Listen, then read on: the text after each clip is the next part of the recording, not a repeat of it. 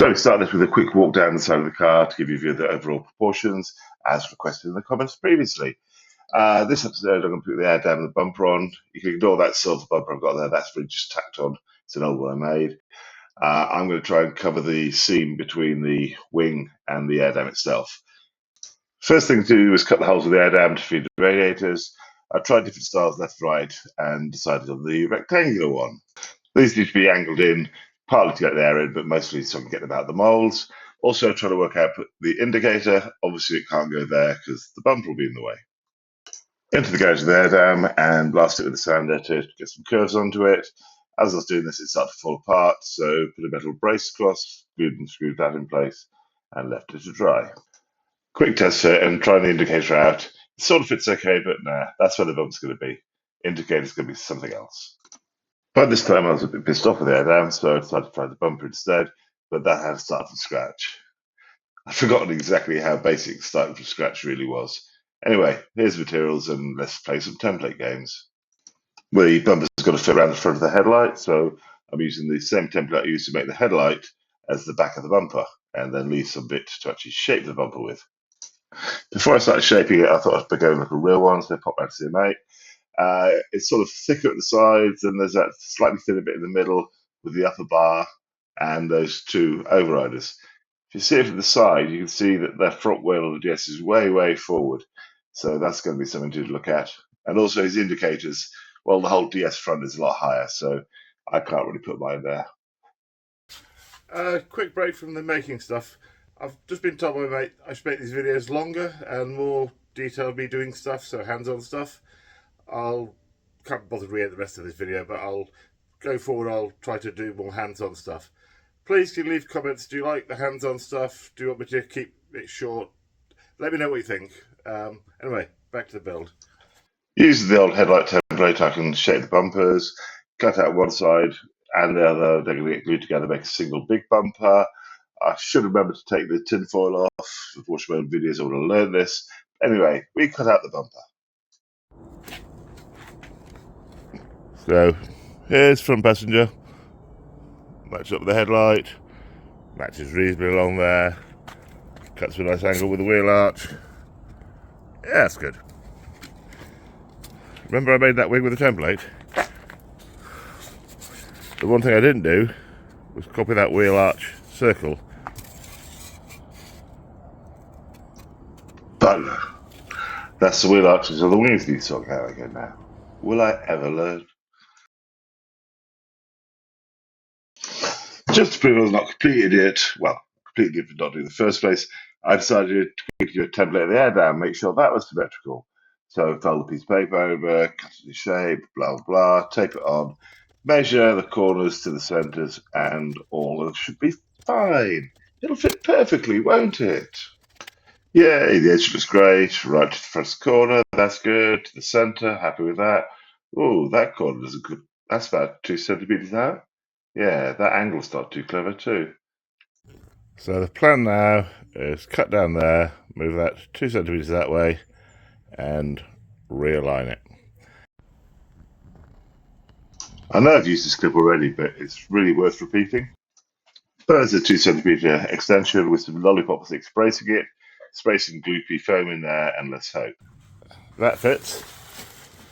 That fits. And that fits. Fitted the car looking a whole lot better. Now I need to sand that in the headlights. Remember when I saw those paintings, I said I'd order some tools? Well, my new sanding tool has finally turned up. Could have ordered it on Amazon, got it 48-hour delivery. Thought I'd use a local place, over the counter, in stock. Turns out in stock means 4 days waiting for it to be delivered from the warehouse. So 4 days after I could have got it from Amazon, 2 days after Amazon, I finally get it. It's a little bit smaller and more delicate than I wanted, but it does those recesses beautifully. Time to get back to the Airdam, stiffen up with a bit of fiberglass before filling over it, and I pick up the wrong roll of fiberglass. This stuff is some CSN, chopped strand mat. It's sort of stuck together and it doesn't do anything that the fiberglass cloth I used last time did. Didn't realise it at the time, but hey, I'm an idiot, as you've probably noticed. Anyway, glued this bit in place, and then a bit later on I found the cloth and did the rest of it in cloth. With the glass hardened to give it strength, I slapped some body filler on it. Unfortunately, I had only got the slow harder left. That takes forever. Don't try and sand filler or epoxy-based filler before it's dried. You'll screw up your sanding discs. So I used my artfully installed autoclave, or sauna as it's known. While that was dry, I'd sand a bit of bumpers. It was easier to make it in three pieces, one for each side, which is symmetrical, and then that bit in the middle of the two bars. Here I am cutting the two edge pieces. These are going to be shaped to be the same size and then split apart, as you'll see. If you remember the picture of Louis' DS, it had the edges being thicker, so I'm putting a layer on top of the foam to achieve this. Mark up the profile I want for the bumper and then cut and sand the foam away to make it happen. I'd love to say I did this by hand because I'm an artisan craftsman, but actually it was half 11 at night and I didn't want to wake up the neighbours with power tools. There's the profile I wanted. They match. I'm pretty pleased with those. 7 o'clock on a wet Tuesday morning and I'm thinking bumpers. Right, this needs to come to an end here, so that's going to go shaved up that way to a narrow point about there. That section there is going to be a side repeater built into that front wing. That gets rid of this side repeater problem, makes that bumper less bulky. That gap there, this bumper needs to be set back into it, so we need to shave up, basically trim that much off there and make that like that. That will set that back so it's not quite so offensive. Then I can work out what to do here, because I'm going to have to cut across this corner here to make the top bar, but that's one for later on in the morning. Finally got the front bumper sort of roughed up. You can see the raised bit in the middle there.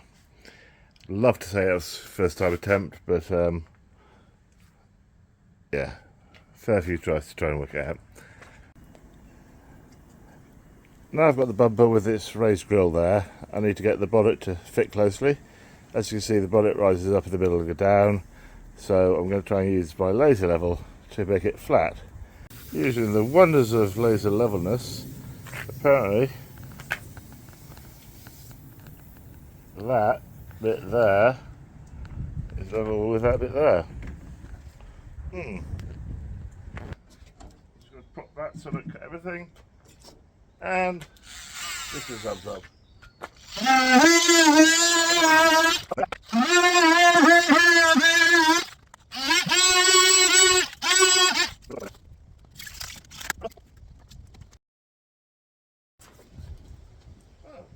It worked.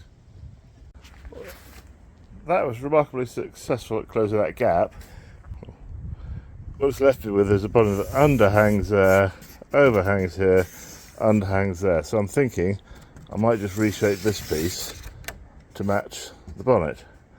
Just looking at this piece, which stops here, there's no reason not to extend this back to here, because that would give me something to put these to and make it a bit more secure.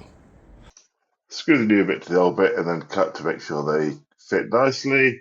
Glue them up, bit of tape to hold it steady, and then trim the back of it because it's still got to fit around that crash barrier on the car. Hopefully that will be our nice new bit securely in place. Once it's fitted, I can trim it to shape with a trusty carving knife, a little bit of sanding, and it should look lovely. Today is raining, so I've been faffing around in the garage trying to make the overriders for the bumper. So I mocked one up in foam, just stuck together roughly with paper templates around it, cut it nice as paper template, and then made the real one. This is much bigger than it needs to be, but that's easy. It's this side I wanted to get right.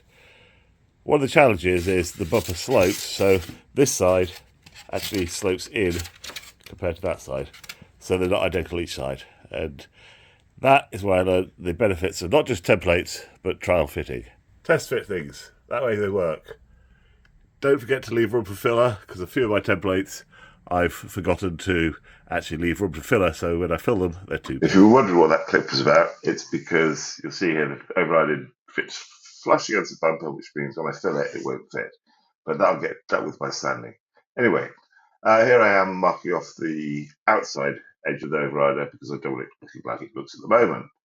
So I carefully sketched on roughly where I want to cut it. This is the side nearest the centre of the car. That's where I marked it on the other side. As you can see, it's quite a lot shorter. I think I want these to be square with the front of the car. So this means this side will actually come out here and here rather than where I marked. I've snapped the blade on my bandsaw, which is why we did a little jigsaw to cut this out. You should always have tools, more tools, and spare tools. And there we have the two overriders.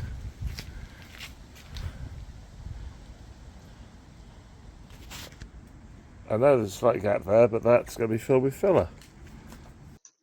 There's the overrider, sanded and fitted. That's the last component I need to make. There's wings, bonnet, bumper, air dam, overriders. I think I'm going to call this episode complete. Can you please leave some comments? Do you like this more detail on the tasks approach? I've videoed hours of this stuff, so I can make this as long as short as you like. But yeah, please do give me some feedback on this. Cheers, guys. Oh, like and subscribe.